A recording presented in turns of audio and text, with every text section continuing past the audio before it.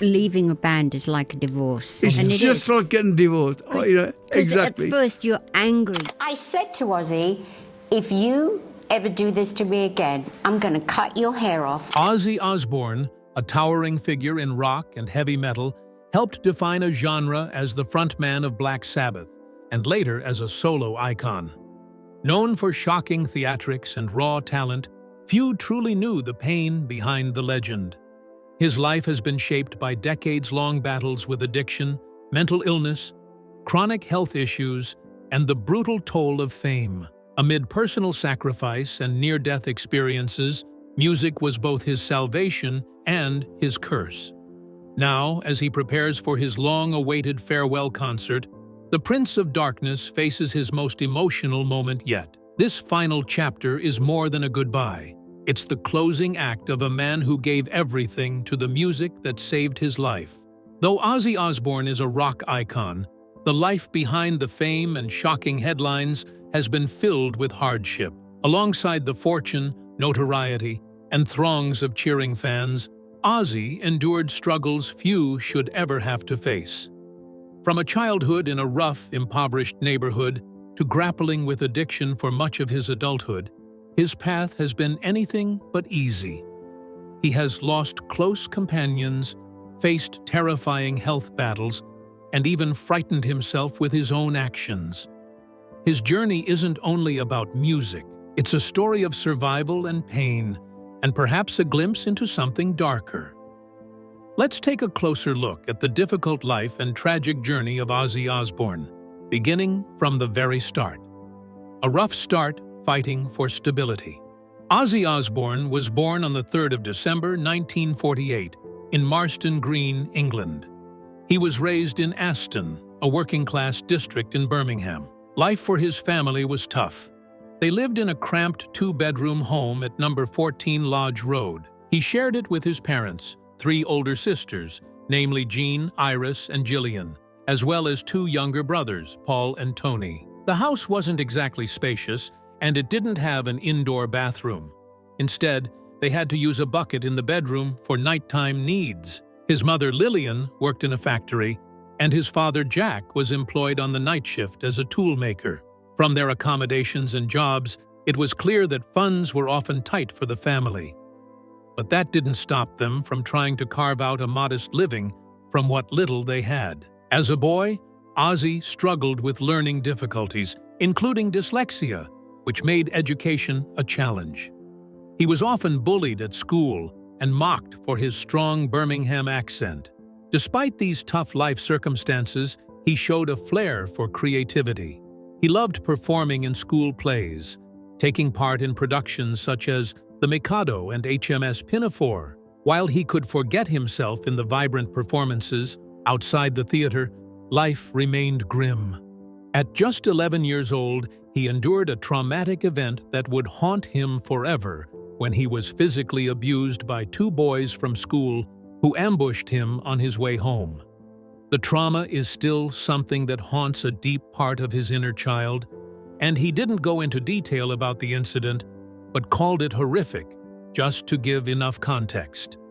The first attack was the worst, as it happened right in front of one of his sisters.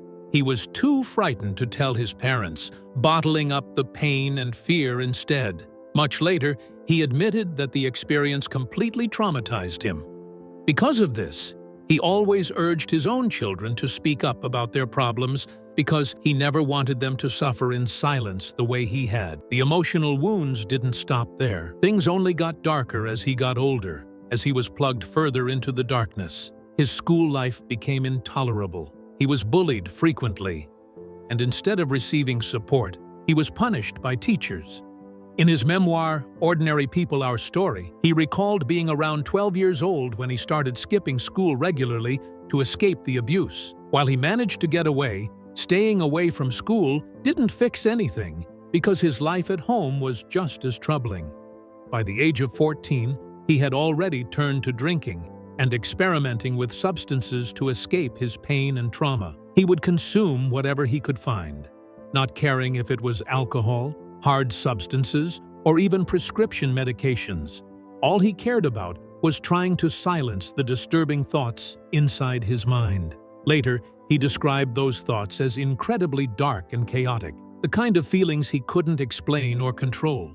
One particularly dark night, he hit a breaking point and felt like he was drowning emotionally. That night, he attempted to end his life. He was only 14 years old, yet he was struggling with keeping his will to live alive. Fortunately, his father returned home just in time to save him. That moment could have marked the end of his story, but fate had other plans. Still, the pain didn't disappear. The trauma remained, even after that near-fatal night. He would later say that he wasn't drinking for fun, but to self-medicate, something he defined as Dutch courage. After that, he never went back to school. Instead, he began looking for ways to simply survive. At 15, Ozzy had dropped out of school entirely and took on various jobs to make ends meet. He worked on construction sites, tried plumbing, assembled car parts in a factory, and even spent time in a slaughterhouse. But none of these jobs brought him peace or a sense of purpose. Living such a life, inevitably, he'd get into some kind of trouble. And that's what happened. But it led to the birth of something new, getting into trouble and finding a new dream. At the age of 17, he made a desperate move that was, by all accounts, reckless. He tried to rob a clothing store. He was caught and fined, but couldn't afford to pay the penalty. His father refused to help, hoping it would serve as a lesson. As a result, he spent 6 weeks in Winston Green Prison.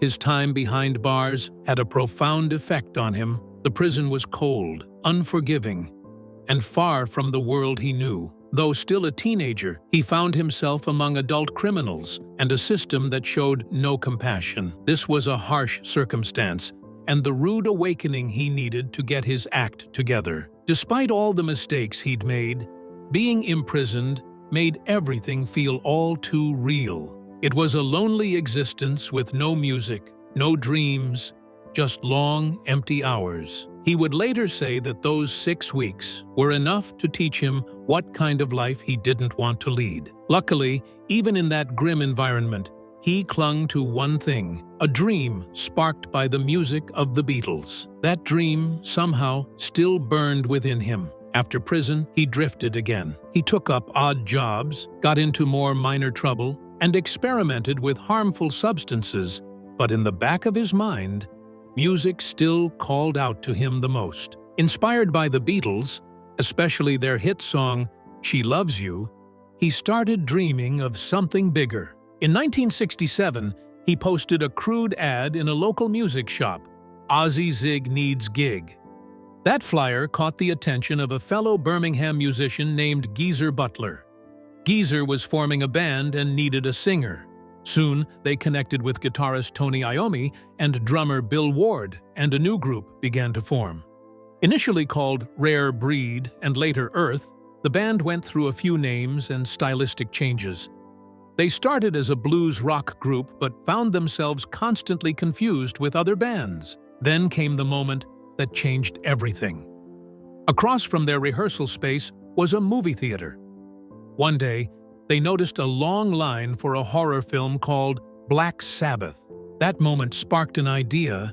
The idea tapped into the essence of why people were paying to be scared. They decided music could be added to the mix, the kind that was dark, heavy, and frightening. The band renamed itself Black Sabbath and embraced the eerie atmosphere that came with it. With Tony's doom-laden guitar riffs, Geezer's occult-influenced lyrics, and Ozzy's wailing, almost otherworldly voice, they created something entirely new, heavy metal. Their self-titled debut album, Black Sabbath, released on Friday the 13th in February 1970, shook the music world. It was raw, it was dark, and it was unlike anything that had come before. Songs like N.I.B. and The Wizard introduced audiences to a new musical vocabulary built on distorted guitars, haunting melodies, and existential dread. Ozzy's stage persona was wild, unpredictable, and electric. He wasn't the most polished vocalist, but his voice was magnetic and his presence was unforgettable. With each album, Black Sabbath grew larger than life. He had gone from a teenage delinquent in a prison cell to the frontman of the band that would define a genre. But it wasn't a smooth road. Fame brought more substances, more chaos, and more legal problems. By the late 1970s, things began unraveling. The band's later albums, Technical Ecstasy and Never Say Die, received poor reviews, and confidence in the group began to dwindle.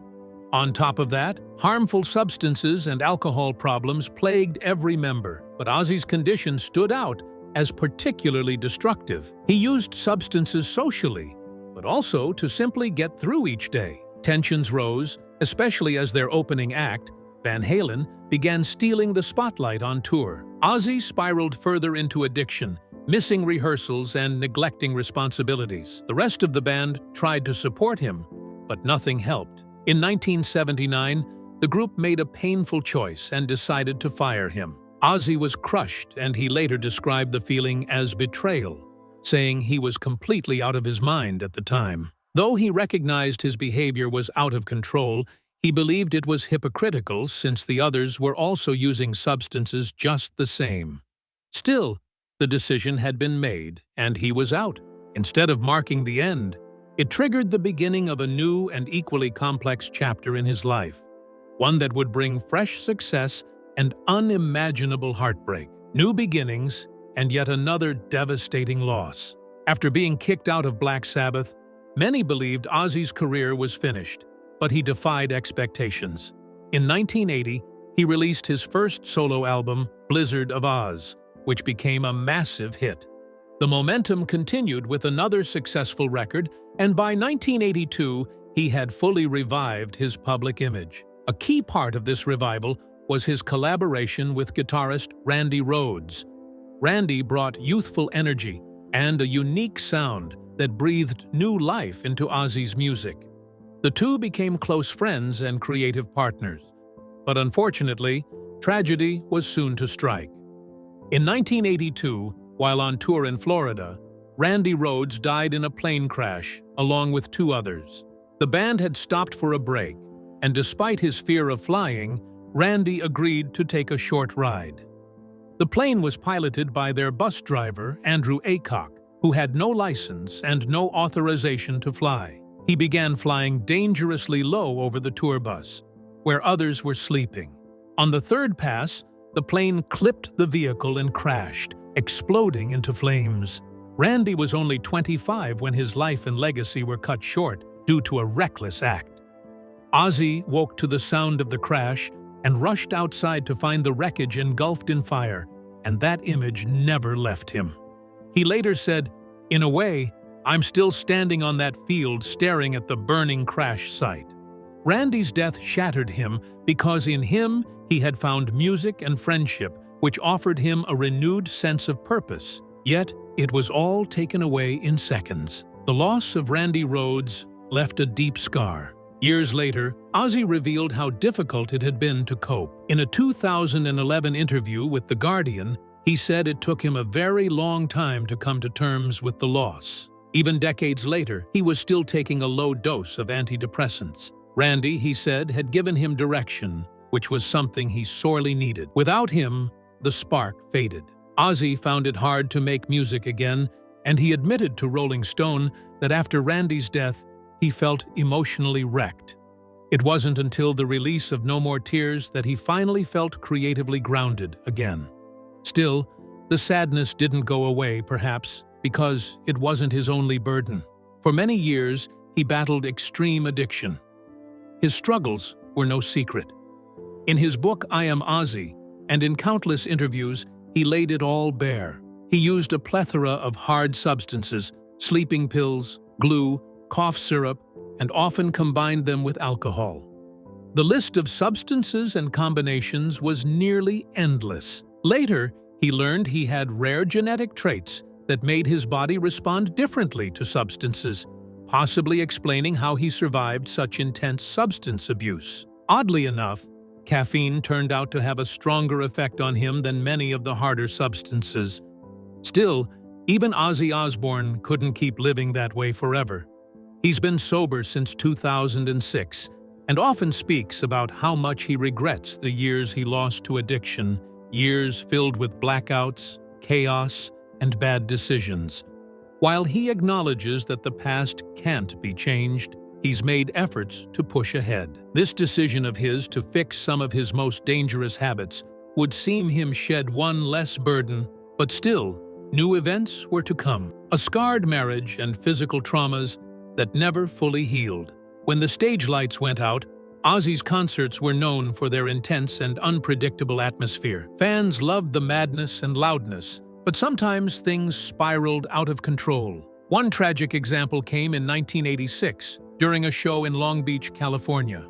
A concertgoer named John Loftus collapsed mid-performance. Witnesses believe he fell backwards due to a possible overdose. He struck his head, broke his neck, and died. Long Beach police ruled the death accidental, but the incident rocked the music scene. What was supposed to be a fun night became a haunting tragedy. That same night, others were also injured, with at least 3 people being seriously hurt and several being arrested. Police noted that it wasn't unusual for heavy metal shows to get wild, especially ones led by Ozzy Osbourne, who was often referred to as the Prince of Darkness. But for Ozzy, the event was yet another harsh reality check that his world wasn't just about fame and rock. It also came with danger, sorrow, and deep personal wounds. Despite his success, with awards and millions of albums sold, the darker sides of his life have never been far behind. The chaos didn't exist only on stage. Behind the scenes, Ozzy's personal life was unraveling in ways just as devastating. His first marriage was deeply painful. Ozzy has openly said he was a terrible husband to Thelma Riley, whom he married in 1971. In his memoir, I Am Ozzy, he admitted, "I put that woman through hell. I should have never married her. She didn't deserve it." He wasn't exaggerating because, in reality, he often behaved like he wasn't married at all. He was rarely home, drank heavily, used substances constantly, and was frequently unfaithful. He once recalled a night in California when, right after talking to Thelma on the phone, he went and was intimate with 3 different women. Discovering harmful substance only made everything worse. He later said how deeply he regretted his actions and how much shame he carried from those years, calling it one of his life's biggest mistakes. Unfortunately, his marital issues didn't end there. Years later, his marriage to Sharon Osbourne turned dangerously dark. In 1989, while under the influence of harmful substances and alcohol, he tried to take her life. In the documentary, The 9 Lives of Ozzy Osbourne, the event is described in disturbing detail. He walked up to Sharon and calmly told her she had to die, then attempted to strangle her. Thankfully, someone else was present and stopped the attack. The police were called, and he was arrested. He woke up later in a jail cell, confused and horrified, with no memory of what he'd done. A police officer told him, "You tried to kill your wife." It was a night that haunted both of them. Sharon later said in a 2004 Reuters interview, "If I'd had a gun, I would have used it. I would have shot him." Afterwards, they separated for a time, and he entered rehab. Though they eventually reconciled, the trauma of that night remained with them. Even as their marriage continued, his struggles with infidelity persisted. Sharon has admitted that he had affairs with at least 6 different women, from fans, massage therapists, to even members of their household staff. In a 2022 episode of The Big Interview with Dan Rather, she told a particularly painful story. Ozzy had once mistakenly sent her an email meant for another woman, which exposed his cheating. Crushed and furious, Sharon gave him sleeping pills one night to try and get him to confess while his defenses were down, and it worked. Though he promised to end the affair 6 months later, she found out he was still lying, and this time more women were involved. That discovery finally forced him to admit that he had a serious problem and needed help. Despite everything, the couple decided to stay together, though their relationship never returned to what it once was. In a 2018 episode of The Talk, Sharon revealed that intimacy had become a sensitive issue. At the time, he was 69 and still craved closeness, while she was 65 and preferred a calmer lifestyle. Even with all the scars, they chose to keep going, working through the betrayal and emotional pain. Ozzy also had brushes with death. In 2003, he was nearly killed in a quad bike accident. It happened on the 8th of December while he was riding around his property. He lost control, flipped the vehicle, and it landed on him. He was on prescription medication at the time, which made the crash even more dangerous. He broke his collarbone, fractured a neck vertebra, and shattered 8 ribs, some of which pressed dangerously on his blood vessels. He later said, "I died twice." His bodyguard, Sam Ruston, acted fast and managed to revive him multiple times before emergency crews arrived.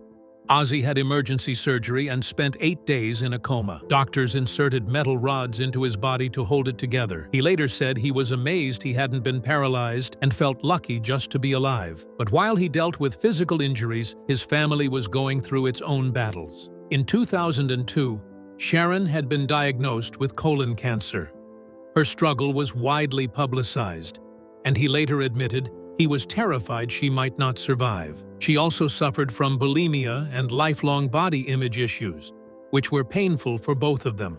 Their children, too, were dealing with personal challenges. Kelly Osbourne began using harmful substances at just 13. Her addiction got so bad that Sharon had her committed to a psychiatric hospital for 3 days to confront her addiction. Jack Osbourne, meanwhile, became addicted to painkillers at 17 and also needed treatment. Thankfully, both Kelly and Jack eventually got sober, but the emotional toll on the family was severe. Not all of Ozzy's children shared in the family spotlight. From his first marriage, he had a son, Louis, and a daughter, Jessica, who were mostly absent from the reality show The Osbournes. Louis appeared briefly, but otherwise kept a low profile. He once pursued music, but never achieved his father's level of fame. In 2013, Louis and his wife faced financial ruin and were forced to declare bankruptcy following a housing market crash. Ozzy's eldest daughter, with Sharon, Amy, also chose a different path. When the Osbournes launched, she was 19 and decided she didn't want her life exposed on TV. She moved out to avoid the cameras, a choice that deeply hurt Sharon. Amy later told The Independent that her decision caused frequent fights within the family. She also battled depression and stayed out of the public eye for years.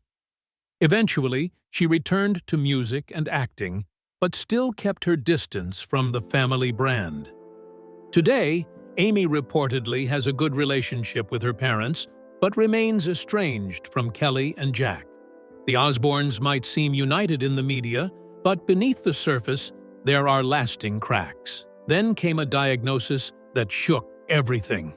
For decades, Ozzy Osbourne was viewed as nearly immortal, a rock god who defied the odds. But in January 2020, he revealed that he had been diagnosed with a form of Parkinson's disease called PRKN2.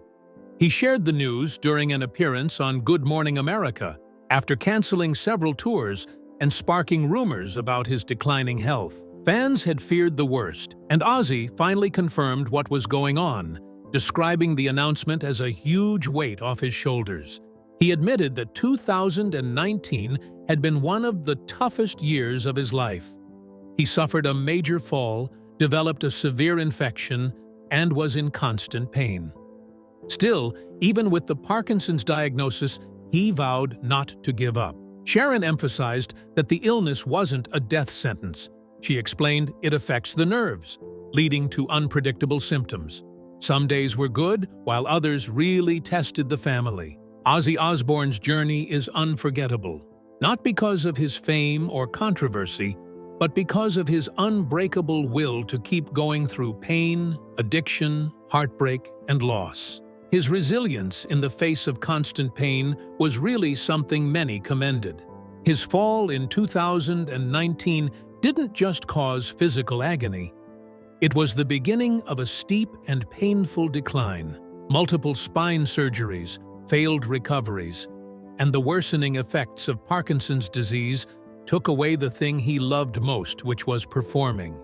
Yet, despite being left nearly crippled, he never stopped trying. He fought to stay on stage, to stay relevant, and to stay alive. Behind the wild rock persona is a man who openly grieves his dog, cries over fallen friends like Taylor Hawkins, and admits to moments of anger, despair, and hopelessness. He never hid his humanity. His honesty about addiction and recovery, especially his reaction to the ketamine treatment, is a raw reminder that some battles never fully end. Even when rumors of his death circulated, or when tabloids posted frail photos, he stayed connected. He laughed off the lies, but made sure his fans heard the truth directly from him. He still dreams of performing, even if it means staying in one place.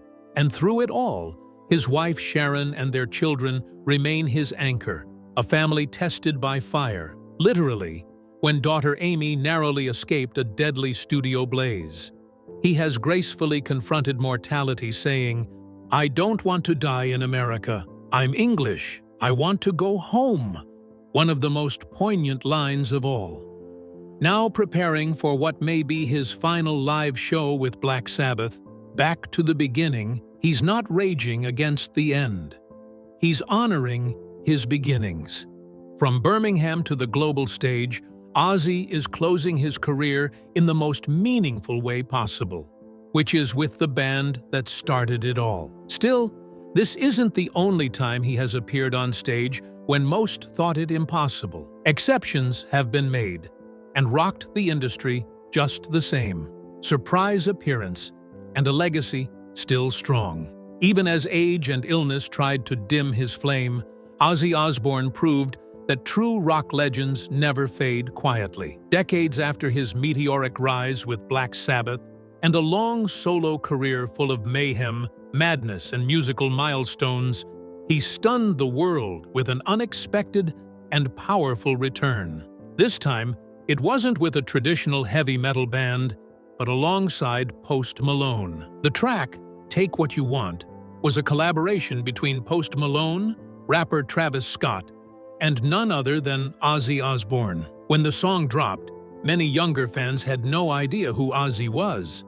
Some even thought Post Malone had discovered a brand new singer named Ozzy. But longtime fans knew better, and they recognized the voice instantly. It was the wailing, aching, unmistakable howl of the Prince of Darkness. His feature on the song didn't just work, it stole the show. His soaring vocals paired seamlessly with the modern production, earning praise from critics and fans alike. The song became a hit, reaching the top 10 on the Billboard Hot 100, and introduced Ozzy to an entirely new generation. His brief but unforgettable performance at the 2019 American Music Awards, alongside Post Malone, became a viral moment, showing the world that he still had it, even while battling serious health issues behind the scenes. His appearance on that track wasn't just a guest feature, it was a statement. It proved that even in his 70s, after spinal surgeries, Parkinson's, and more than half a century in the music business, his influence remained untouchable. It reminded everyone that Ozzy Osbourne isn't just a relic of rock history, he is rock history. Following Take What You Want, Ozzy dropped his 2020 solo album Ordinary Man, followed by 2022's Patient Number 9, both of which received major praise. These weren't nostalgia projects, they were fierce, heartfelt, and creatively alive. They featured contributions from top-tier musicians like Slash, Chad Smith, and even the late Taylor Hawkins. The surprise Post Malone appearance was just another chapter in that wild story. And as he prepares for what might be his final performance with Black Sabbath, one thing is clear: Ozzy Osbourne's legacy isn't fading. It's growing, bigger, louder, and more unforgettable with each passing year. The Prince of Darkness still walks among us, and he's not done yet. What do you think about Ozzy Osbourne's life story? Share your thoughts in the comments below. Don't forget to like, share, and subscribe for more videos like this.